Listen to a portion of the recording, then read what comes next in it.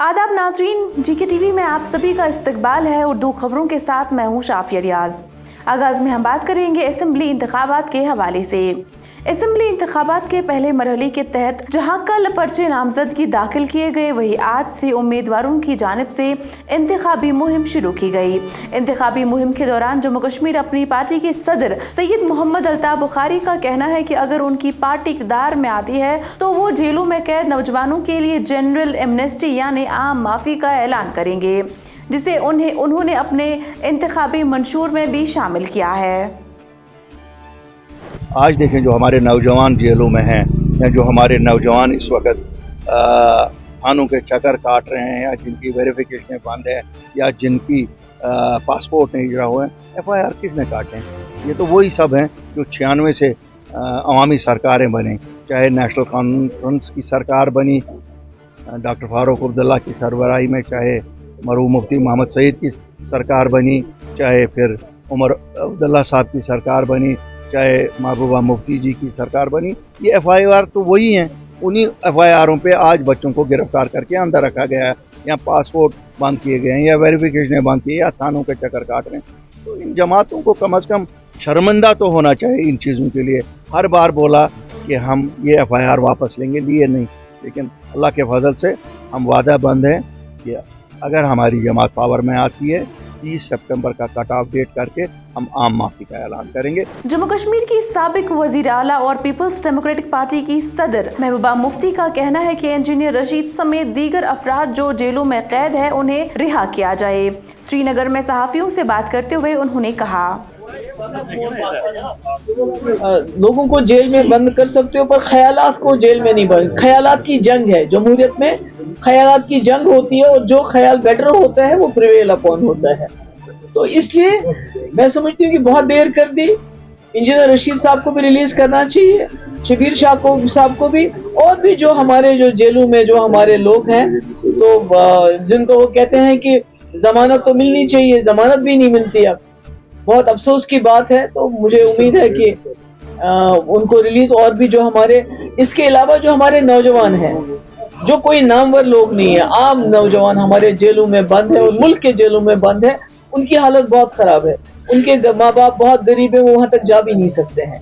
तो मैं कहती हूँ गवर्नमेंट ऑफ इंडिया चूंकि इलेक्शन का प्रोसेस शुरू किया आपने, आप बार बार कहते हैं कि हम जम्मू कश्मीर के लोगों के साथ रिकंसिलेशन चाहते हैं, तो मैं कहती हूँ जेलों के दरवाजे खोल दीजिए। दरियास्ता PDP सदर महबूबा मुफ्ती ने आने वाले असेंबली इंतखाबात में हिस्सा न लेने का फैसला किया है। उन्होंने कहा कि अगर वो वजीर आला बन भी गई तब भी UT जम्मू कश्मीर में कोई भी बड़ा फैसला नहीं ले पाएंगी। मैंने पूरे मुल्क की लीडरशिप को लाया और हुर्रियत के दरवाजों पे गए वो कि आइए बताइए हमें क्या है। तो मैंने बहुत ही पावरफुल चीफ मिनिस्टर रही हूँ, मेरी असेंबली बहुत पावरफुल थी, हमारे पास रेजिड्यूरी पावर्स थे। तो आज खुदा ना खास्ता एक म्युनिसिपैलिटी का इन्होंने शक्ल दे दी हमारी असेंबली को कि आप कोई कानून पास नहीं कर सकते हैं, बकौले उमर साहब आप एक चपरासी की ट्रांसफर नहीं कर सकते। मैं तो कहती हूँ अगर मेरे पास कल कोई आएगा कि नौजवान बेगुनाह बंद है उसको छोड़ना है, जब मैं उस नौजवान को नहीं छोड़ सकती हूँ जिसने 12,000 नौजवानों को FIR वापस ली, अगर आज वो चीफ मिनिस्टर बन के एक FIR वापस नहीं ले सकती तो फिर क्या करना है इसी चीफ मिनिस्टर को। इलेक्शन कमीशन ऑफ इंडिया की जानिब से सरजान बरकाती समेत दीगर 32 अफराद की कागजात नामजदगी आज खारिज की गई है। वाज़ेह रहे असेंबली इंतखाबात में पहले मरहले के तहत 280 उम्मीदवारों ने अपने पर्चे नामजदगी दाखिल किए थे, जिनमें से महज 190 दरखास्तें ही कबूल की गई है। खारिज की गई उम्मीदवारों में सियासी जमातों से ताल्लुक रखने वाले और आज़ाद उम्मीदवार भी शामिल है। जो पहला फेज है इलेक्शन का, उसका जो आखिरी तारीख थी कल, और सभी जो कैंडिडेट्स थे उनने फार्म जमा किए थे। ECI की वेबसाइट के मुताबिक से 280 जो है कैंडिडेट्स ने उनने फार्म जो है अपने जो है कागजात नामजदगी दाखिल किए थे, जिसमें से 202 अभी तक यानी कि अभी बज चुके हैं 5:45 यानी कि 5:45 हुए, और 202 फार्म्स जो है एक्सेप्ट हुए और 32 फार्म्स जो है अभी तक रिजेक्ट हुए इलेक्शन कमीशन ऑफ इंडिया की जानिब से, और ये ECI की वेबसाइट पे शो हो रहा है। और सबसे अहम खबर जो यहाँ पे हो रही है, जो कल सुर्खियों में रहा है, सरजान बरकाती जो कि यहाँ से कैंडिडेट उठा था, और उसके साथ साथ डॉक्टर बारी नायक उनका फॉर्म जो है रिजेक्ट हुआ है। यहाँ पे आपको वाज़ेह बता दूं कि डॉक्टर बारी नायक जो कि इंडिपेंडेंट कैंडिडेट थे और दिवसर कॉन्स्टिट्यूंसी से उन्होंने फार्म जो है अपना भरा था और उनका फॉर्म जो है रिजेक्ट हुआ है। और उसके साथ साथ सरजान बरकाती जो कि जेल लीडर है और यानी कि जो अभी जेल में है, और उनका फॉर्म भी आज ECI की जानिब से जो है रिजेक्ट हुआ है। मजीद अपडेट्स के लिए आप देखिए GK TV। सूबे कमिश्नर कश्मीर विजय कुमार बिदुरी का कहना है कि असेंबली इंतखाबात मुनक्किद कराने के हवाले से तमाम तैयारियां मुकम्मल है। GK TV से बात करते हुए उन्होंने अवाम की बड़े पैमाने पर इंतखाबात में शिरकत की उम्मीद जाहिर की।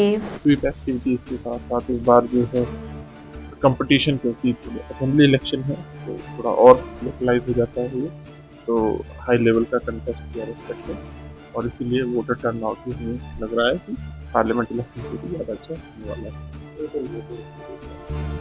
वोटर्स के लिए मेरी रिक्वेस्ट यही रहेगी आप सबके माध्यम से कि अपने वोट का अधिकार का इस्तेमाल जरूर करें। उधर जम्मू में आज भारतीय जनता पार्टी के दफ्तर के बाहर वर्कर्स ने उस वक्त एहतजाज शुरू किया जब उनके पसंदीदा लीडर को बीजेपी की जानिब से असेंबली इंतखाबात में बतौर उम्मीदवार नामजद नहीं किया गया।